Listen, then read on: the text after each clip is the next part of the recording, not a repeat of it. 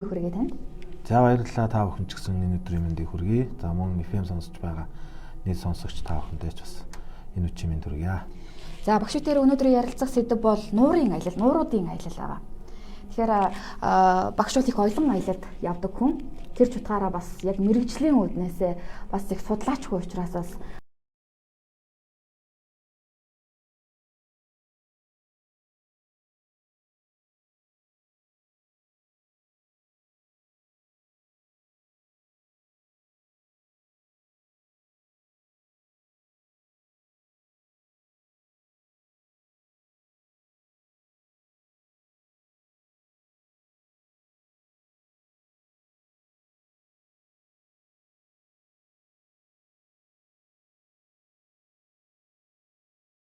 Байдаг. Энэ бол аялал жуулчлалын аяллаа хамгийн чухал гол зарчим юм байна. Тэгэхээр үүнтэй адилхан одоо Монголд дотоодын аялал жуулчлал эрхэлж байгаа олон компаниуд, олон энэ хувь хүмүүс бол энэ аялагчдад зориулсан, аялах хэрэгцээ сонирхолтой байгаа хүмүүс зориулсан олон төрлийн аяллуудыг санал болгож байдаг. Тэгэхээр үүний нэг нь бол энэ Монгол орны томоохон нууруудыг түшгэлсэн аялал байгаа. Тэгэхээр Монгол орны ерөнхий суур амьсгал, газар зүй, ландшафтын, өвөрмөцийн тогтцыг хамгийн гоё одоо чимжвэдэг нэг хүчин зүйл нь бол нуурын экосистем байхгүй. Манай орн нэг 3500 орчим нууртай гэдэг судалгаа байдаг. За эдгээрүүдээс ангиллуудаас аваад үзэх юм бол хамгийн одоо аялал жуулчлал түгээмэл хэрэглэгдэж байгаа нь 50 км квадрат талбай нутгаас квадрат талбайгаас илүү том талбайтай нэг 60 гаруй нууруудыг бол аялал жуулчлал түлхүү ашиглаж байна л да.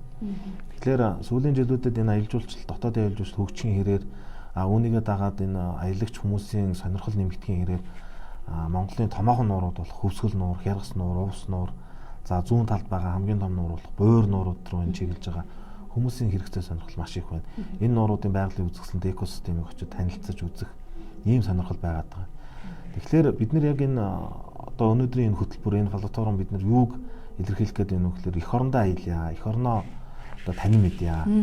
Тэгээ магадгүй бид нар дэлхийн олон улс орноор аялахыг хүсдэг ч гэсэн эхлээд өөрөө бид нар аялагч эхлээд өөрөө бид нар танин мэдгч болох хэрэгтэй байхгүй. Нэг өөрөөр бэлтгэл курс маань эх орондоо байгаасаа гэдэг энэ бол чиглэлийг бид нар бас баримталдаг. Тийм ч учраас өнөөдрийн энэ нууруудад тулгуурласан, нууруудыг түшгэлсэн энэ аялал жуулчлал аяллаа холбогдолтой асуудлуудыг ярьж байгаа юм л да.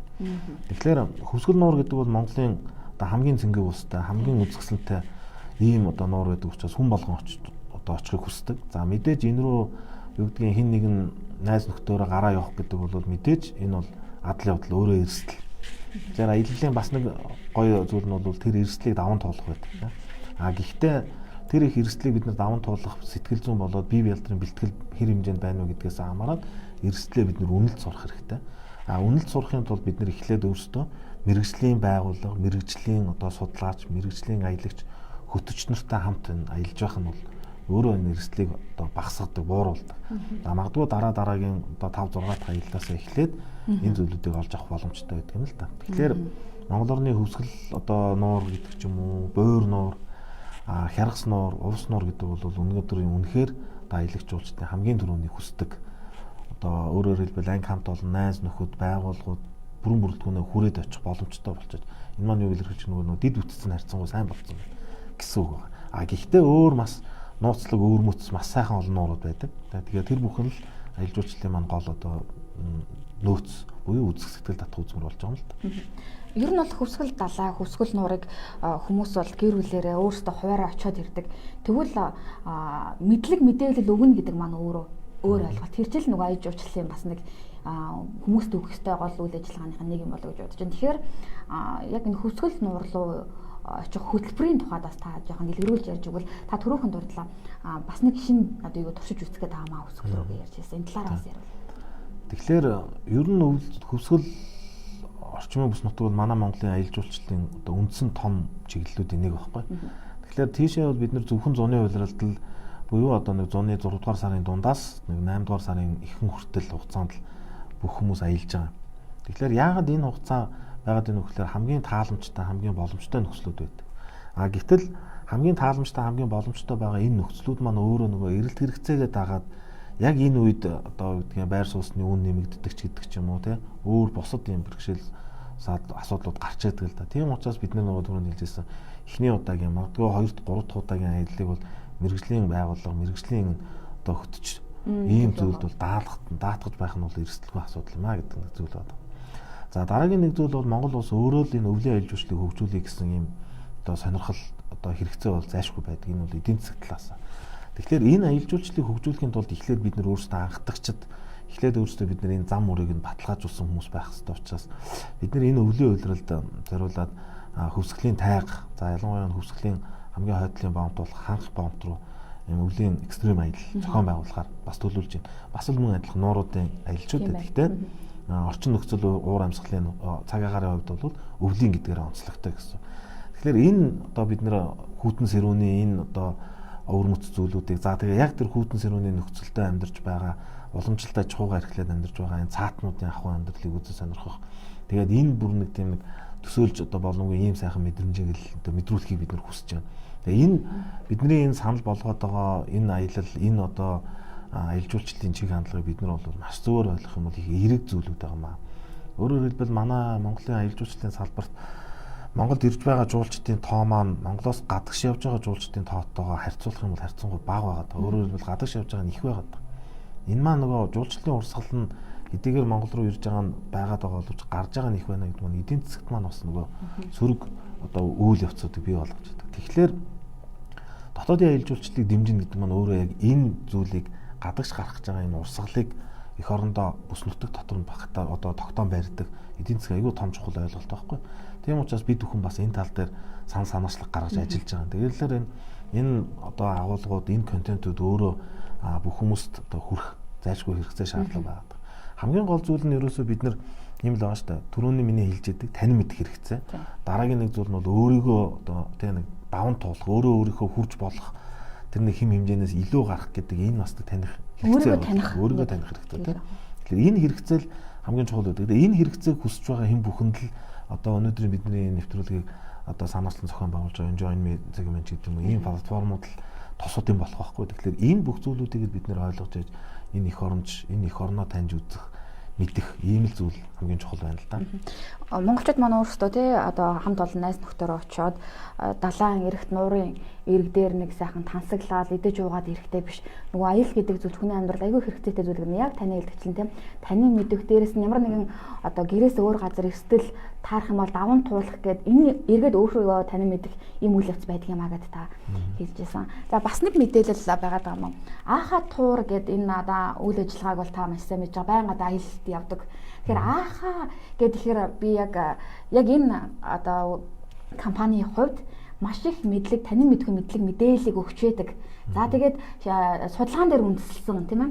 Одоо таны түрүүний хэлсэн Монголын одоо энэ газар нутаг нууруудын экосистем гэдэг бол өөрөө гайхалтай зүйл байдаг юм а гэд. Яг энэ судалгаан дээр үндэслээд тийшээ чиглэсэн одоо аяллуудыг зохион байгуулж тэр талаарх мэдлэг мэдээллүүдийг өгч яана гэдэг маань өөрөө онцлог юм болоо гэж бодсон юм би.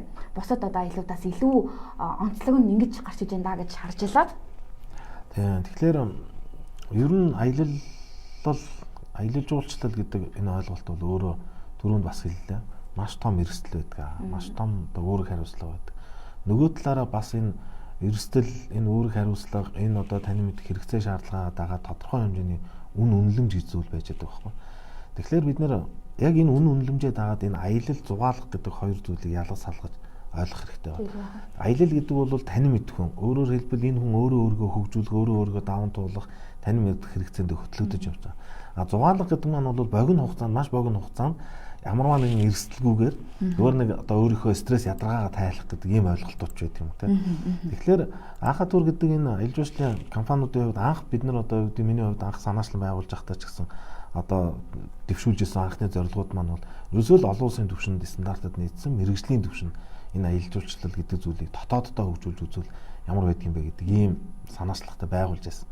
За тэгээд мэдээж дотоодын аялал жуулчлал гэдэг бол дөнгөж одоо эхэлж байгаа энэ салбарын хувьд бол авч явсан тогтвортой байлгана гэдэг бол нэгдүгээр тун хүндрэлтэй байдаг. Гэхдээ манай байгууллагын хамт олон бол энэ зүйл дээр бол төдийлийг шантардаггүй энэ хэмжээгээр ажиллаж л байна.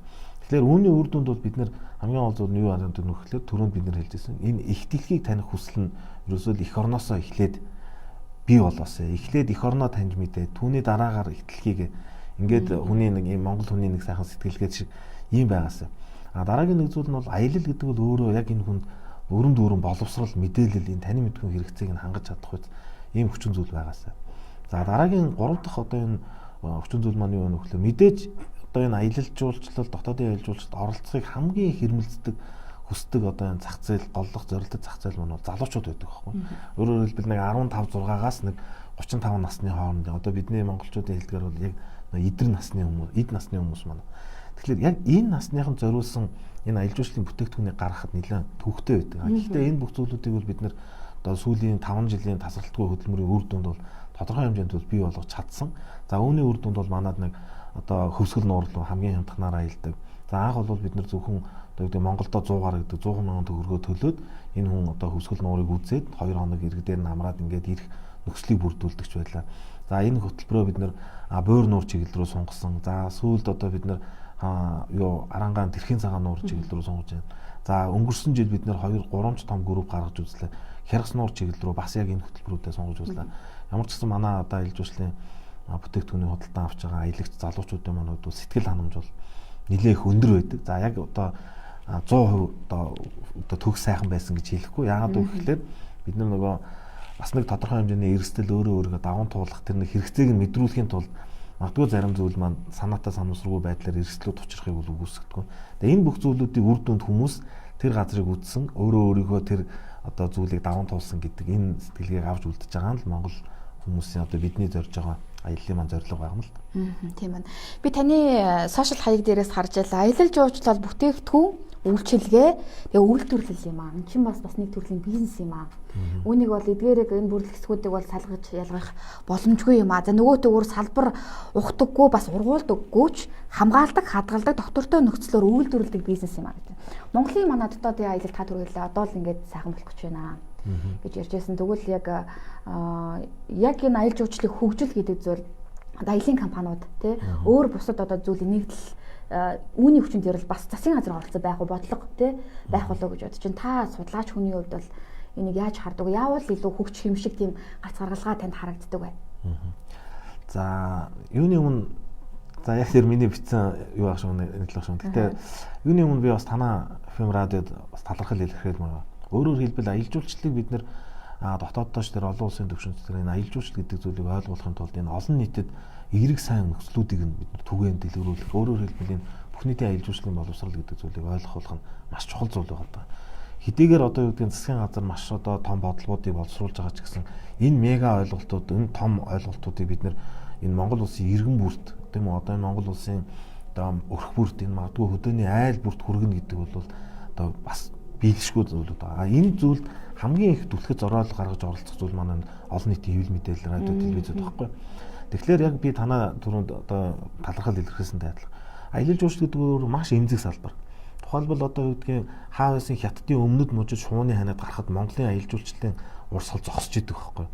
Тэгэхээр ийм эмзэг салбар дээр бид нэр энэ олон нийтийн телевиз, радио бас энэ аялал жуулчлалын салбар эдийн засгийн урсгалаа тооцож мэдээллүүдэд тунгааж одоо би буруу хэлж магадгүй цензуртэй гэдэг ч юм уу тийм тоомтгой үед дээр гаргаж байхгүй бол бид нар нөгөө Монголынхаа болохгүй байгаа бүхэл зүйлүүдийг дэлхийд дахинд ингээд цацаад байна гэдэг маань өөрөө энэ жуулчлалын буюу нөгөө ухадгүй тийм. Тэгээ энэ салбараа бид нар хөгжүүлэхгүй зогсон байдалд оруулаад байгаа юм шиг санагддаг. Тэгэхээр энэ одоо бодлого бол бүх нийтэд чиглэсэн ийм бодлого бол аюул чухал хэрэгтэй байна. За дараагийн нэг зүйл бол түрүүний яриад байгаа тэр үйлдвэрлэл, үйлчилгээ, бүтээгдэхүүн энэ гурав бол ерөөсөө салж болдог зүйл. Түрүүнд би ярьлаа шүү дээ. Бид нэр үйлдвэрлэлээ хийчлээ. За нэг тодорхой хэмжээний би нэг хөтөлбөр гаргаад хяргас нуурч гэдэг юм, өсгөл нуурч гэдэг юм. Энэ миний хувьд гаргаж байгаа үйлдвэрлэл байхгүй. За энэ үйлдвэрлэлээ би одоо бүтээгдэхүүн болгоо зах зээл дээр танилцууллаа.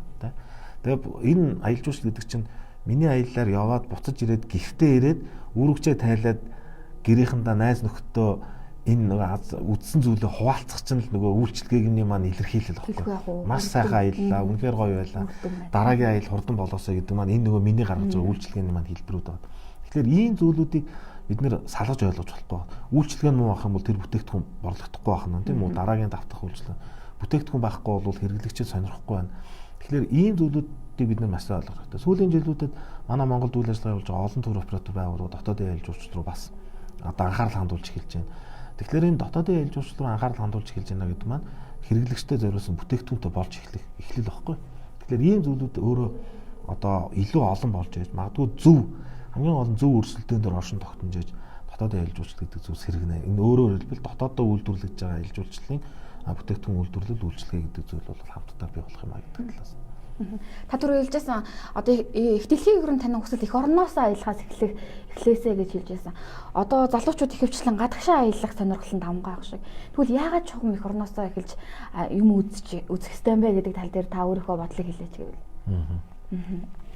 Би саяхан автогаа яриа сууж илаа л тэгсэн чинь нэг хорт автортай хүний тухай ярьж байсан. Тэгээд үнэхээр одоо найдваргүй одоо болцсон хүн за би одоо ингээд найдваргүй болцсон юм чинь ингээд юу хийх үү гээд нөгөө бүх хотод байсан ажлаа орхиод нутагтаа очсон. Тэгээ 3 жилийн дараа эргээд одоо нөгөө жил гаруй настай гэсэн 3 жил болоод эргээд одоо эмчилгээгээ өгсөн чинь нөгөө сөрөг буюу одоо нөгөө хавдрын нөлөөллүүд нь багасаж ихсэн гэдэг. Тэгээд бүр одоо сүүлд нь тэр 7-8 жилийн дараа бүр баг мэддэхгүй шахах хэмжээнд очсон ч гэдэг ч юм уу. Тэгэхээр яг энэ зүйл маань юу гэж хэлж байгаа нөхлөөр Монгол хүн болго яагаад наадан болохоор нутгаа сандаг гэж тий. Тэгэхээр энэ Монгол хүнд энэ эх орон гэдэг энэ үнэт зүйл маань үнэхээр бүр энэ сэтгэл зүрх бүх юмд нь байгаад байгаа байхгүй. Харамсалтай нь бид нар энийг нөгөө нэг телевизээр үзсэн ч гэдэг юм уу магадгүй нөгөө entertainment шоугаар үзсэн магадгүй хин нэгэн маш гоё одоо хүний авсан Нью-Йорк хотын тэр өндөр сүрдэн барилгыг харсан энэ төөрөгдлөөрөө сольчод байгаа юм л да. Тийм учраас эхлээд бид нар энэ эх орныхоо тэр гоо сайхан эх орныхоо тэр бүх зүйл за магадгүй дандаа сайхан юм биш бүр нүд хальтран байгаа тэр аимшигтай болцсон тэр газруудыг хүртэл бид нар үзээд эх орныхоо төлөө надад хийх юм байгаа юм байна гэж хүртэл бодгол өстой байхгүй. Тэгээ эндээс л бид нар эх орноосоо эхлэсэй л гээд байгаа. Магадгүй мэдээж гадагшаа аялахыг зорж байгаа энэ залуучуудын эрэлт хэрэгцээг үүсгэж болохгүй. Энэ бол мэдээж одоо маш их олон зүйлийг нээж байгаа. А гэхдээ бидний үндэс язгуур бол эх орондоо юм а гэдэг зүйл дээр нь бид нар ойлгох хэрэгтэй. Тийм ч учраас бид нар яг энэ чиглэлээр л хамтарч ажиллаж одоо энэ дотоодын аялал жуулчлал дээр л бүтээгдэхүүн босгохыг зорж байна да. Тийм байна. Бас их сонирхолтой одоо яг л энэ Монгол руугаа чиглэсэн Монгол гэдэг зүйл маань хангалттай их гоё аяллуудыг та Аха Тур компанийн гаргасан байлээ. Би бас дурдах юм бол 11 сар талын Түмэн адуу гэсэн бүр ивентийг зохион байгуулсан. За дээрээс нь Монгодгүй зөвхөн эрчүүдэд зориулсан бурхан халдуун хайрханд браалгах аялал гэх мэт үнэхээр тийм сонирхолтой. Тэгсэн мөртлөө бидний бас тэр бүрчлэн санаанд буудаггүй зүйлсийг сануулж ингэж аялал зохион байгуулж илээ. Тэгээд та бас өөр бусад энэ гоё аяллуудын талаар бас мэдээлэл өгөөч гэвэл манай сонсогчдод тийм ээ. За манайх одоо яг энэ талын Түмэн адуу гэдэг энэ ивенттэй одоо хамтарч ажилладаг. Өөрөөр хэлбэл тэдний зохион байгуулсан ивенттэй манайх одоо аялагчдын одоо үзүүлэх тэр нөхцлүүдийн талаас нь бол хамтарч ажилладаг. Тэгээ ер нь бол Монгол хүн одоо Монголын 93 наадмын одоо хамгийн их одоо бас шимтэн үлддэг зүйлүүдийн нэг нь бол хурдан морь гэдэг ч юм уу тийм.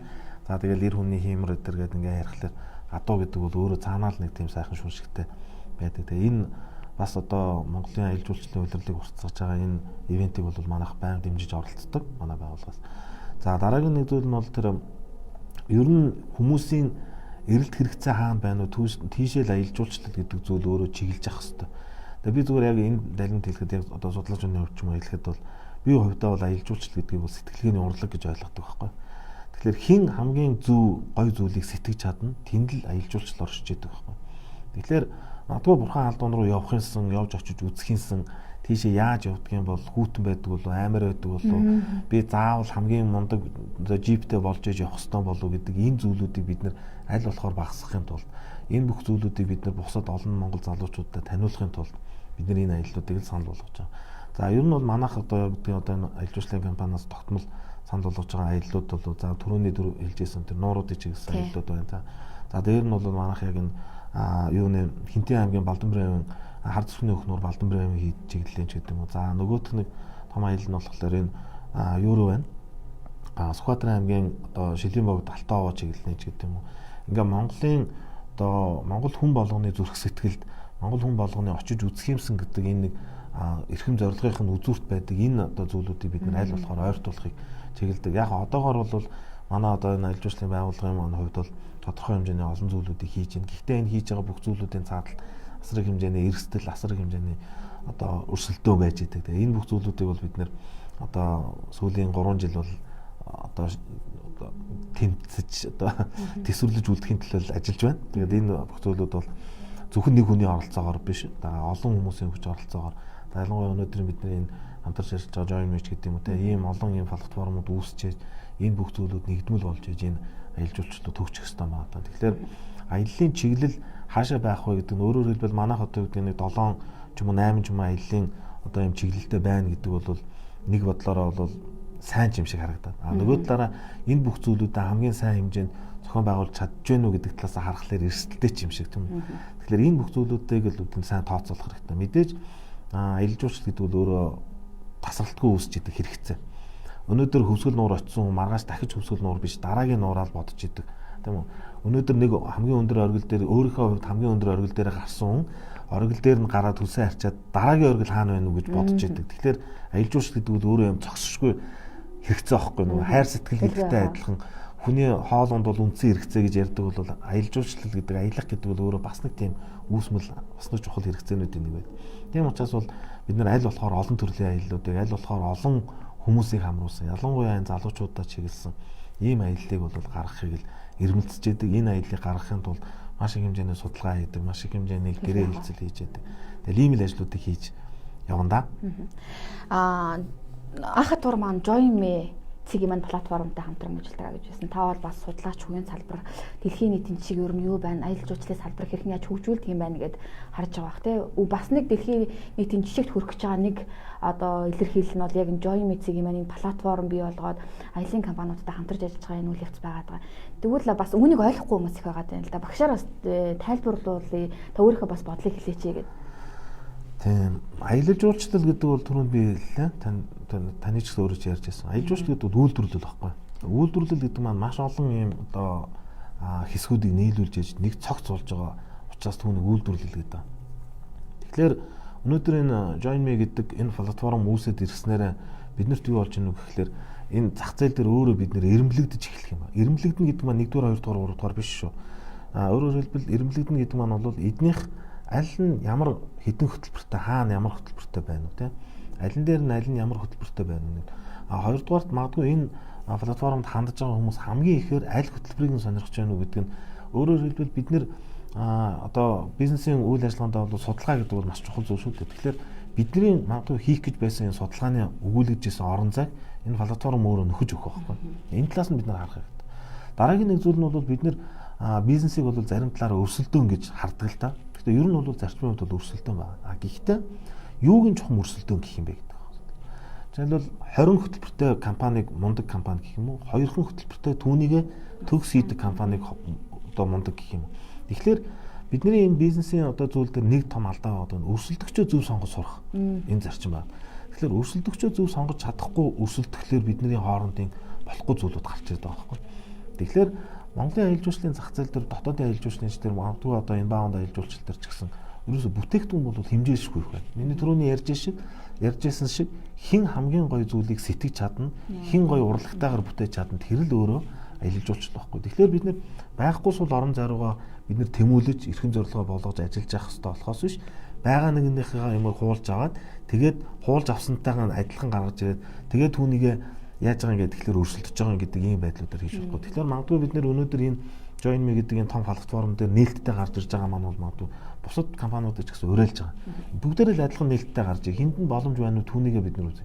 Үнэхээр одоо юу гэдэг хөвсгөл рүү одоо юу гэдэг мянган компани явуулдаг бол манайх 1000 нэгдэх юм болоод яах юм бэ? Дараагийн нуурал хайсан дээр байна. Тэгэхээр энэ зүйлүүдийг бид нэр өөрсдөө гаргаж ирж энэ платформ өөрөө бидний хийгдээгүй орхисон байгаа орон зайг одоо нээж өгч. Яг зөв. За тэгээд нэвтрүүлгийн маань цаг дуусах төгсөн байна. Тэгээд өнөөдрийн манай аяллаа анд маань Монгол Улсын боловсролын их сургуулийн газар зүйн ухааны доктор багш Амглан маань байлаа. Танд хүрэлцэн гэж бас мэдээлэл өгсөн. Үнэхээр үн цэнтэй мэдээлэл өгсөн их баярлалаа. Тэгээд амжилт хүсье танд. За баярлалаа. Тэгээд өнөөдрийн ярилцлагыг сонссон бүх одоо залуучуудаа залуучууд ч яг ер нь бүх монголчуудаа хэлгээд дэлхийг таних хүсэл чинь эх орноосоо эхлэх болтугай. Эх орныхоо хамгийн сайхан үзэсгэлэнтэй байгалуудыг үзэхийн төлөө магадгүй сайхан байгалийн сайхны хажуугаар үнэхээр бид нүд халтрамч гэсэн тэр зүйлийг харж бид нар хийх ёстой зүйл их байгаа юм байна гэдгийг ойлгох болтугай гэж хүсэн өрөө. Тэгээд аялал болгон үргэлж баталгаатай эрсдэлгүй байх болтугай. Тэгээд аяллаа зөв сонгоорой. Эх орондоо аялцгаая гэж уриалъя. За тэгээд энэ уриалга маш үн цэнтэй байлаа сонсогчдоо. За тэгээд Анхад тур компани одоо аяллууд хэрвээ аялахыг хүсвэл бас Join Me цэг имэн гэдэг тийм ээ. Энэ одоо платформ руу ороод бас явах боломжтой. Өөрөөр хэлэх юм бол Join Me цэг имэн маань өөрөө зээлийг өгдөг, аялын зээл гэж одоо ийм үйлчилгээг нэвтрүүлсэн байгаа. Өөрөөр хэлэх юм бол тодорхой хэмжээний хувийг өөрчлөлт зөгөөд дараад нь одоо сардаа тийм ээ үлдсэн одоо мөнгөө ингэ төлөх боломжтой юм боломжийг олгож байгаа гэдгээрээ бас онцлог шүү гэдэг нь төгсгөлд нь бас хэлье да. За багш баярлалаа танд. За баярлалаа.